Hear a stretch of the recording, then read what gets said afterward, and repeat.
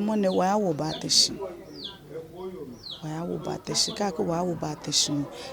Waje hansu. Menu waje hansu. Waya dupli. Kle no apioji so gbokwe wo batashi. Bate ha ewo man bi atwe no kan. Je hansu ni echo ke nyon ba yeni. Nuwe engeman bi akra atwe no wo.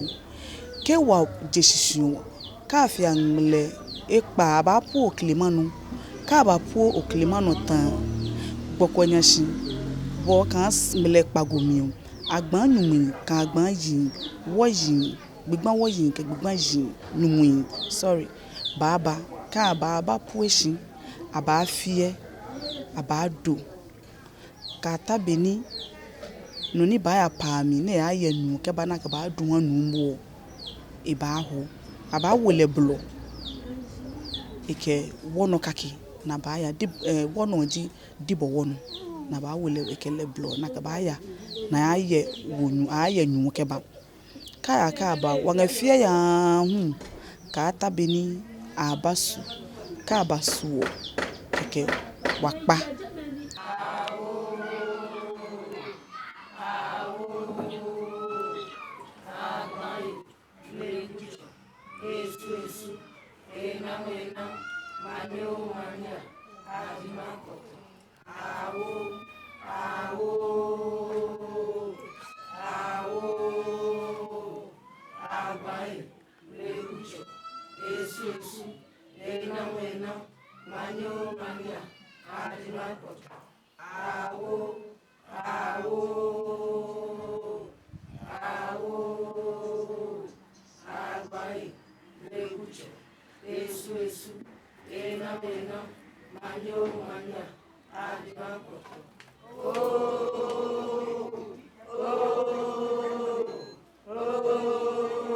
so how motu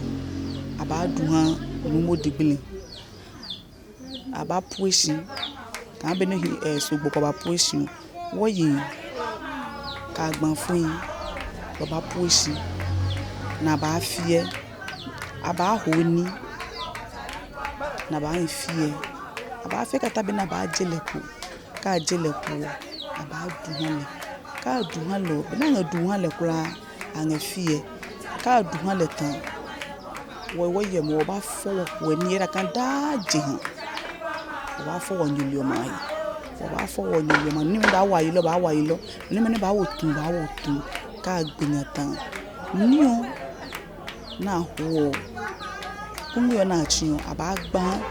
gokuli ke wo yi ka gban fun ke heni jemawo eyije aba ha me kula ni na ba yi ka yi tan na gbinya won wa bi okan de ogbe bi oba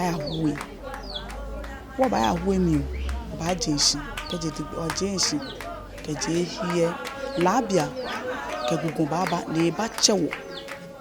ke wo yo ba chewo wo yi ke wo ni kula e digbile pie wo ba ma blo no wo to lai ina to lai o kan so ni skubi to lai ta flache wo to jamala yo wa ma blo ni wa ya jaka wa ya we wa ko che ya we na la lui labia ni digbile na digbile cho apie he ni wa ya wo mi oni ko wa ya hu emi o nínú wa apie nga wo mi ji mancheme ke mankla lui ke manyeme asafu acheme kasafu anyeme me chukra abapu wo singale jeme agban ke wo yi ke wonu mu pra baba pu singale jeme man pra baba pu shi baba bu wa henya wange wa mi nglanchu igbile we bi se duble pie ne legend akenu mo ya man legend apio kusu slot apio kusu slot ne legend kebios wo aya duble wono ya rounds mekula abapie kemilabia mekula abapie he abapio telling ne legend labia ba pe telling la na ba pe telling duble ba pe telling ka gbenya lokoji waba kutoshi oba kushi koto menu an koto yo wakoto shi kan wanga mayo wo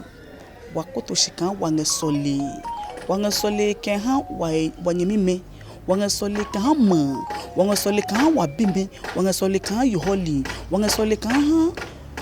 uyali wanga sole kan judge foli police foli nurse foli teacher foli school being wanga sole ha we kuka nina pepe tabenike ekuo wakoto shimpo wanga mayo wo we mayo sepo wanga sole kan sole nchu nuwaya nuwanga sole bi ja ibe happy ngali jamu ni nwe moneli gwine no ka ke ba tashiwu mi enepe ji ba tashiwu mo gbokwanya shino wanga brochili kra da future kan monne gbokwanya shino wanga bate shiwu nwe no fia no ba ye waisi wanga bate shiwu tra manene ba